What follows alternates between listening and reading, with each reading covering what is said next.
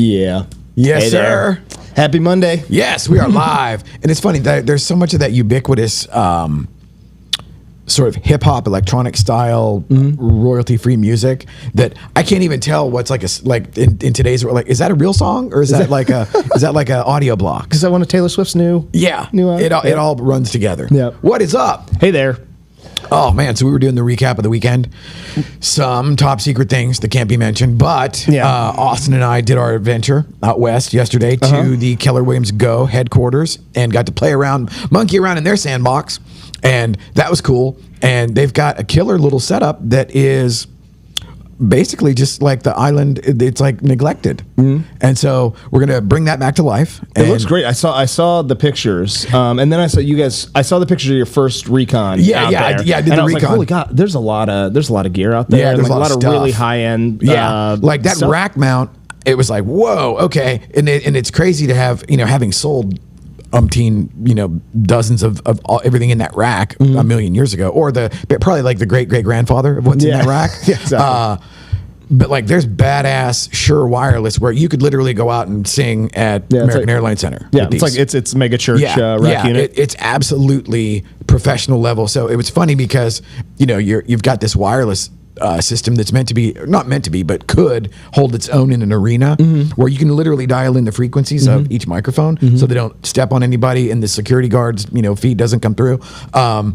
And you're like 3 feet away from the rack, which is awesome. But it was like I was joking with so Christine came out from Lone Star DFW. She popped in and it was like this crazy all roads 7 degrees of Kevin Bacon kind of thing where it overlapped. And This industry is such a small town. Yes. Because everybody has been everywhere. And there's only one. It's like a one-room schoolhouse. Yeah. Yes. Yeah. And so turns out she's actually cousins with Melissa Haley of CCAR fame, and whom I've known forever. And then she had Melissa's mom with her and her son. And it was like, okay, this is as random as it gets. But like, to her credit, it was like, I really wondered, where she was here last week, she killed it. Her and Ashley they went live. It was unbelievable. And I'm like, whoa, okay, we're 2 for 2 with the Go Network sales. folks, No, actually 3 for 3 because Destiny, who came in from DeSoto, that manages the Southwest office. She was amazing. Like when Teresa interviewed her, and like, holy hell, it's like WNBA style. Like we're uncovering talent in all corners of the Metroplex unbelievable. right now. And there again, like kudos to the Go Network for having like actually like gunslingers that and to Christine's like Destiny knew she was going to be interviewed. So it was like, okay, that's you get a little bit. You have a handicap when you're doing that. Okay, you take a few strokes off the game. But Christine didn't know she was coming in, or she knew she was coming in. She didn't know she was going to get on camera. We just sort of like gassed her up and kind of made it happen. And then she was awesome. And then it's like, okay, that's totally workable. But to her credit, she's like, I told you I'd come by, so I did, and bam. But she brought Melissa Haley's mom with her. It was like, okay, that was crazy. So you think she's going to do more? Oh yeah. And like the beauty that felt good for her. Yeah, and the beauty of everything intersecting yesterday was the Lone Star headquarters is like 7 minutes away from corporate. And so it was like, okay, well, there's no need to reinvent the wheel around the way whenever you guys got like this super, like everything you saw earlier was just plug and play. Just turn it on, monkey with the lights. I cleaned up a little bit of the color and everything in Final Cut, but nothing major. Nothing that did like 1 or 2 clicks. And then you saw where chop it up, boom, boom, boom. Whoa, okay. So the content, the practice content yesterday, where you and there's were testing the audio, multi-camera, and things like that. And it looks clean. I mean, it might. Does it look better than this? It looks about like this. It looks about like this. I would say we could make it look better, slightly better, with better lights. Yeah. Because they're light. Because the lights in here are orders of magnitude better. The stuff they have like Neewer soft boxes. Where it's like, okay, it's either warm or it's cool, warm or it's cool, and then there's no like Austin doesn't have anything to play with. Yeah, we need to get. You have to have more. If it's not RGB, I don't want to hear it. It's not hot or cold. It's hot or cold running light, and at least 800,000 colors. Yes, and there's no app. There's no app for him to drill down. But speaking of all of that stuff and the lighting and the lights, camera, action, last night the chairs were delivered at like 10 p.m. For our new mobile podcast set, where basically recreating the RP. And I was like, okay, I like those chairs, and I got a round table instead of the square because Austin and I were kind of like brainstorming. But like that was something that came out of an unexpected situation where we do the RP gimmick and it's like, oh, this is the thing, you know? And so I'm excited about that. Super excited. Yes. Yeah. And then, when's the neon sign coming in? oh yeah. You know what? I'll check the order status. Okay. I'd be on that all the time because that was such cool. As a matter of fact, they made me download the app. So as I have dead air, like So what we ordered a sign. We were so jealous of the Real Producers podcast sign at the RP Elevate event. We're like, man, it just really changed the look and feel of the podcast and gave it some official. Yes. They're elevated the authority of it. It was amazing. Yeah. So anyway, we ordered one. You know, if we like it, we get it. Okay, so like ordered on October the 8th, and I did the fast business. Oh, cool. And it's 32 inches wide. Got red, white, and blue neon on the little comet tail gimmick. Nice. Which blows my mind to see stuff like that. Just like, wow, okay, now it's a thing. And then we were just kind of figuring out, because if I remember correctly, the backdrop they had, of course, it was not designed for anything that they were doing. But it wasn't wide enough. Yeah. And so the trick is, we were looking at these sectional things where it's like, okay, because what we want is, it's great if you just have a 2-shot. It was wide enough. It's just as soon as you angle it, you're like, yeah, you need something either curved or... the night of the party, which was fine during the day, whenever it was like, oh, it's very serious, we're going to sit down and interview folks. It was fine for that, but once I was punch drunk and the DFW RP thing was going, and it's like there's people everywhere, and I know this guy and that gal and whatever, and then it was like, okay, we started having photo bombing and just getting kind of crazy. It was like, okay, well, I would like... So I also got 4 handheld mics with flags or adapters. So that way, I mean, every one of us drop our lavaliers in there. Every one of us here has a lavalier. Yeah, a set of lavaliers. At least one set of lavaliers. So we probably have like 16 lavaliers all told. So the idea there is, okay, if we actually do have just a random fire drill and it's a carpet bomb, we can get 4 people in there. Boom, hand everybody a handheld, and now it's not, oh, mic it up, oh, put it on your color. I can't hear it. I can't. It'd be more like pull up a seat. Here's a mic. Yeah, here's a mic. Boom, talk. Yeah. And then the other thing was, this is a sneak preview of, so we are very much getting into the idea of the branding and the reboot of Agent. So Colette gave us the idea of a couple of different things on there's the AI, like what does AI say about you? Or who does AI say you are? GEO, right? Yes. Generative, GSO. Generative search optimization. Yeah, there you go. There you go. Yeah, they haven't come up with the official acronym for it yet. Yeah. Everybody calls it something different. It's like geofencing, geotargeting. Yeah. Like, no, it's not that. Yeah. It's not tied to Google. Yeah. But Cruz and I went Saturday night to Leonard Fest, and it was. I saw that too. So Andrea Miller, the great Andrea Miller from Dallas Preston Road, Teresa's. That's actually how I met Teresa. Her husband Tad is also an agent. He does all the heavy lifting, but he is a kick-ass Elvis impersonator, and you would not know that. You mentioned this, I don't know if it was on the podcast, but like last week you'd mentioned this, and you described Tad's outfit and look, and it was, I saw the pictures of it. Spot on. Yes. Like really, really great Elvis impersonator. So I'm stoked At because... least the look, I didn't get to hear him. So I went last year as well, and it's like anything that we do most of the time, it's like you go, like even day 1 and day 2 at the RP Elevate, it was like, okay, day 1, it wasn't a train wreck, but it also wasn't like a bullet train either. It wasn't like a streamlined experience.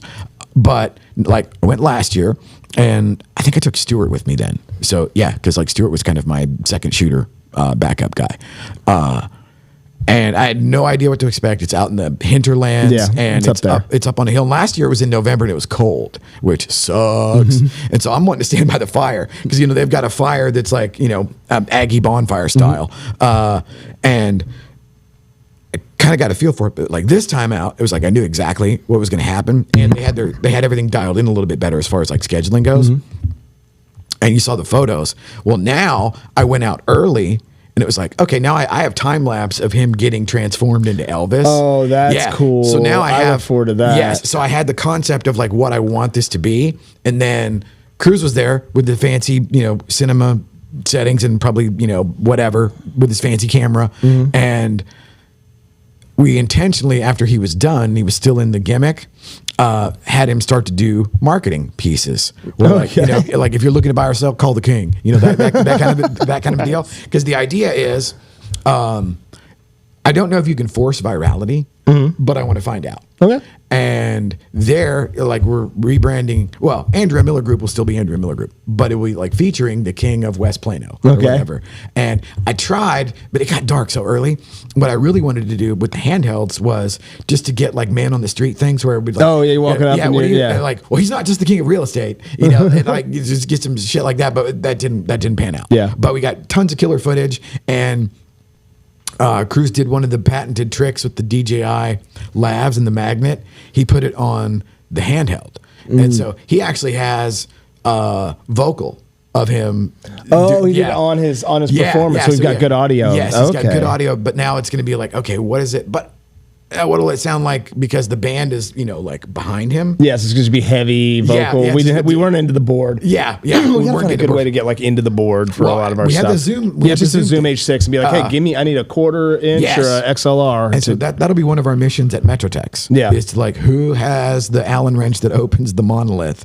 You know, because that's the thing that kills us on a lot of stuff. Most events, it's getting good audio and we're cheating the system. Most of the time we're having to put our own mics in strategic places and so we can capture like audio. 3 microphones on. Yeah, there's guys like wearing a mic here, and he's talking into a mic, he's got a mic tucked to his hat, and you're like, okay, it's enough.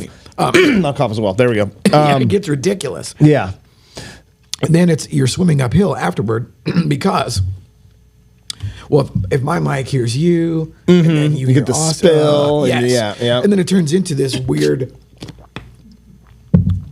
echo chamber. One guy's louder, and then the next guy's quiet, and it's impossible, or nearly impossible, to take a 5-person panel and make that into like a nice streamlined. Well, like what I did yesterday was I knew that we were bouncing cameras, and so, but there's only one microphone and only one camera's recording, so it's like I'm messing with camera 1, camera 2, camera 1, camera 2, and I'm doing that with the idea of like, okay, I know what this is going to be, so that the audio sounds fantastic because they have like, you know, overkill. Yes, you know, they have basically the like what Post Malone would come out and sing into. And I'm a fan of the hardwired stuff most of the time, especially in a setting where we have a controlled environment. But like those wireless, I mean, we're not going to have any issues with connectivity or latency or anything with that quality of system. No, the only drawback there is they all have to have a AA battery. Oh God. Yes. Okay. Yeah. And it's like, okay. And then somebody holding it, depending on how long they're going.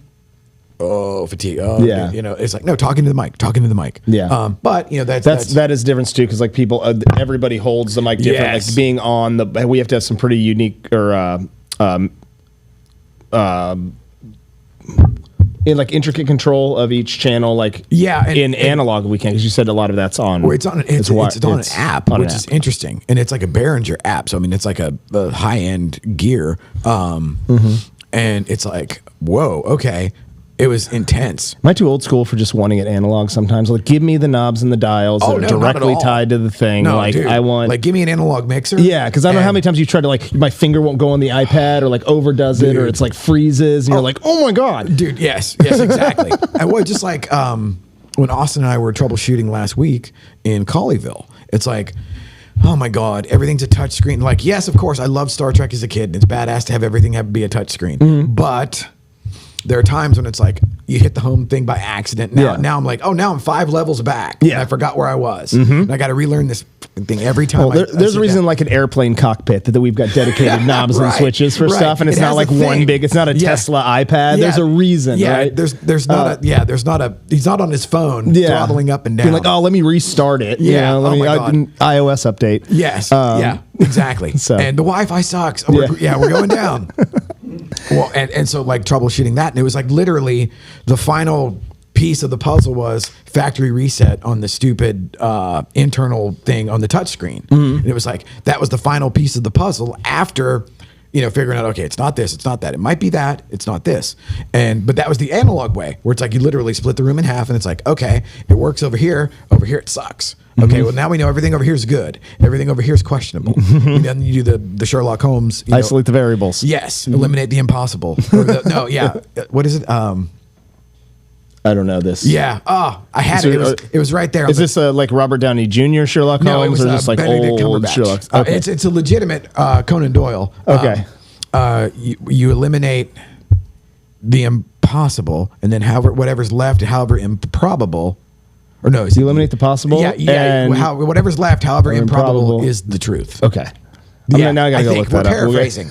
We're paraphrasing. Sorry, Sherlock. Yeah, exactly. It's been a minute since I watched it, but I yeah. loved that one with Benedict Cumberbatch. That was good Cool. stuff. So that was the weekend. Actually, no, my Yes. weekend football opposites. I thought 100%. There was no way my Longhorns were going to beat Oklahoma. And I don't know if you don't watch a lot of No. football, but at the Cotton Bowl, Texas OU, big weekend for us. Texas beat Oklahoma fairly. It wasn't a pretty game to start, but we won. And then I would have put any amount of money that the Cowboys were going to be able to beat the Carolina Panthers yesterday, and they did not. It didn't. And even at the end, like in the last quarter, I would have been like, yeah, no problem, we got this. So both of those things flipped, and I would have traded that anyway. So Cruz sent me the stat or whatever, or something ridiculous like Dak's numbers have been off the chain. And the defense gave up like 90 points this month or something. We can score with. It's fun to go to Cowboys games right now because we can score. We just can't stop anybody. So it's just this. Which is, it's 35. Unbearable. Yeah. 30 Well, it reminds me of, I 37. don't know, like the 5 minutes that I watched basketball back in the day when it was like the Don Nelson extravaganza. It's like, they might win, but they're going to win like 121 to 113. Yeah. And so it's just like, At some point, everybody realized that if we don't play as good a defense, we all kind of agree not to play as good a defense. Everybody gets more excited. yeah, we sell more exactly. tickets. So yes, that is true. Anyway. I've only ever been to basketball at the old Reunion Arena, and that place was awesome, dude, because it felt like they were in your living room. It was like however they built that, with the upper bowl or upper deck. It was cool. But I was just, I aged out of the whole sports thing. Yeah. Where it was like, now, do you go to the State Fair? State Fair's going on. No? Okay. Yeah. I've heard nobody's going to the State Fair. I right went now. for Realtor Day. I did the 2018. Was it Realtor Day? I did a couple years ago with Coldwell Banker. Or was it last year? Last year maybe with Coldwell Banker, and then we usually go on it's like the old people day. Oh, there go you with go. my mom and dad, and because they get in for cheap, and nobody goes because it's like the first. It's like a Tuesday. Well, there again, I saw people posting on social media that it was like something like somebody spent $400. So I heard, so the narrative right now, I had somebody said that went and was talking about the prices going up because I think last year it was $18 for the turkey leg. Because if I remember, it was you get the tickets in sheets of 20, and it was 2 tickets short of that was a turkey leg. I think it was $18, and I think now it's 24. Bro. And I think we've hit a point where everybody's resisting. We're like, no, I don't think so. This seems like a money grab right now, and we're just. I'm not going. First off, I'm not a fan of the coupon gimmick. I mean, detachment from actual money, right? Yeah. But the idea of you're not going to spend all your coupons, and if you get to where now you got 2 coupons left, so you can't do shit with them. Well, you got to get more coupons, or you didn't use your coupons, you left with 2 coupons, we still got your money. Yeah, and you know that State Fair coupons are reusable every if you have State Fair coupons from 1994, you can use them. Really? Okay. But I mean, I guess if you bought, I would, if I was, that's house money, dude. I'd be playing those odds all the time. You could come back anytime. Yeah, come back. Because when you come back, you're going to buy more coupons. Yeah, you will. Yes. The problem is I always leave with coupons. You always you hand coupons to people. It's like we go out the door because I got an extra $5 or $10, and I was like, well, I'm not going to spend Here, this. little kid. I can't buy anything for $5, which is sad for the coupons. I literally can't buy a bottle of water. Seriously. It's a little crazy, but we like to do the petting zoo stuff, and we'll go to walk around the car show, and there's a little pavilion inside place that sells all the tchotchkes and stuff, their Cutco knives and Cutco's everywhere. Yeah, right. They were at Elevate. That was a weird position. Why is Cutco at Elevate? They are the king of closing gifts.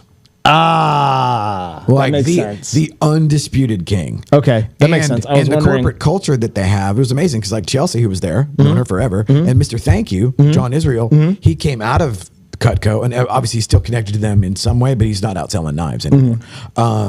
But that whole culture, I mean, God, Chelsea's probably been there for 15 or 16 years. It has this baked in service / abundance, not to go like woo on it or anything, but it has this culture baked in where nobody leaves. It's like everybody loves it. And it's one of those things where I think if you come in and you find out you're good, you're home. Yeah. And it's like everybody just stays. Because there are certain things that are like that. Okay, my brain did do like a little like short circuit when I was looking down the RP Elevate crew, and I was like, okay, lender and like roofer and AI person, and like the studio company that supports the whole, like all of us are there. And I was like, and then knives, and closing gifts. Okay, yes. They're the absolute king of the closing. And the thing is, like, their shit is good. Yeah. Like, the Cutco knives are legit. Yeah. And so that goes a long way. And then, of course, you get all the personalized, engraving and whatnot. And it's like they'll do the, like, things remembered at the mall. Like, have you ever remember that place? Yeah. Oh, yeah. The bracelet or whatever. For sure. Get engraved. I think that's where we engrave our fantasy football trophy. Our little plaques every year. When you win, you get your name goes on the plaque. Okay, we build it like this. It's like the Stanley Cup. Every winner gets on the it gets tacked on the trophy. Like a world title belt. Like exactly. Hell like yeah. That. Okay, that's awesome. What else? Is that it? We got the Capital Title Speakeasy Party. Oh, when's that? I think it's Wednesday. Cool. Actually, I don't think it's on my calendar. I got to go put that on my calendar because I want to do that. We've got next week we're going to be doing something with Far North Dallas MLS. That's one of the most attended area realtor meetings. It's a lot of fun.